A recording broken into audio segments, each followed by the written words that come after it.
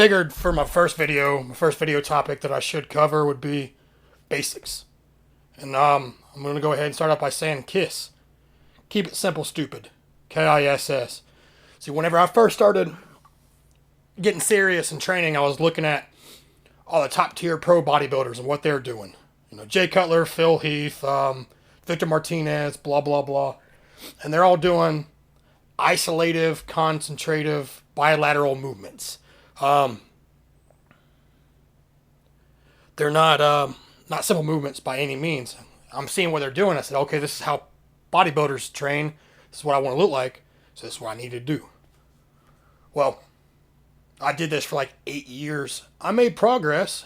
I'd say I made pretty decent progress, but not what I could have been doing. Whenever I was 25, I started doing a lot more research. I'm like, what the fuck am I doing wrong? Well, I was making things too complicated, more complicated when they needed to be. So I basically went back to the basics, stuff I was not doing. Bench press, deadlift. I don't deadlift now, so I'm not going to even lie.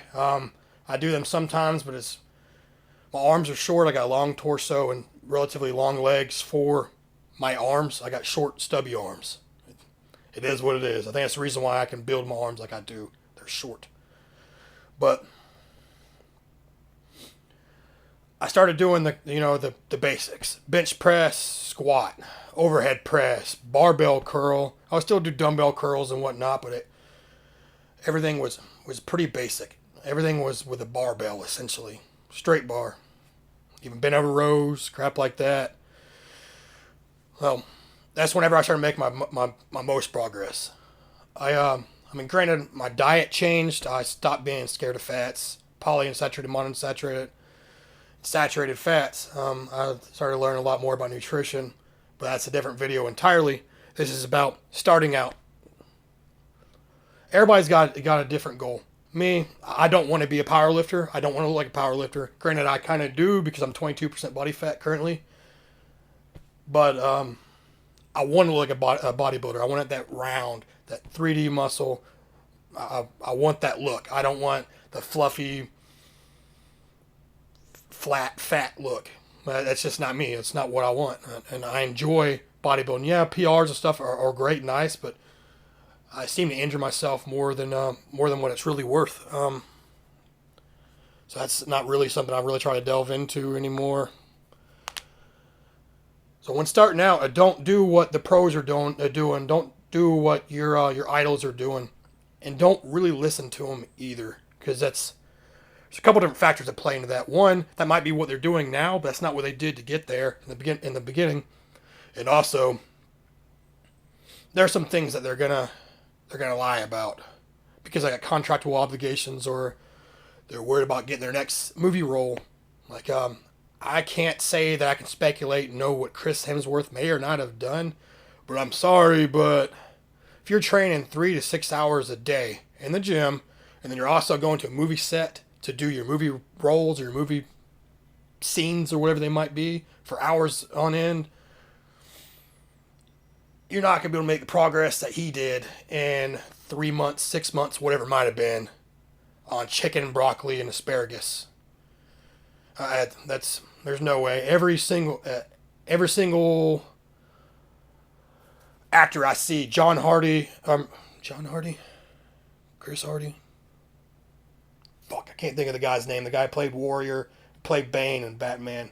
Maybe it is John Hardy. I don't know, but even Wolverine, all these people. Oh yeah, what I did is I trained 6 hours a day, and I was doing crazy weights and cardio and eating boiled chicken breast and all no carbs, and oh man, it was so tough, 6 hours a day. If I was in the gym for 6 hours a day and didn't have a full-time job, I would wither away. There'd be no way I could be able to eat enough food to be able to. I wouldn't be able to recover this. There's no way. That's another thing. People think they grow in the gym. People think that that's where they need to be able to make progress. Yes, you make progress in the gym, but you don't grow or change until you're in bed sleeping when you're resting. Rest to me is more important. Yeah, you need to break down the muscle to be able to change.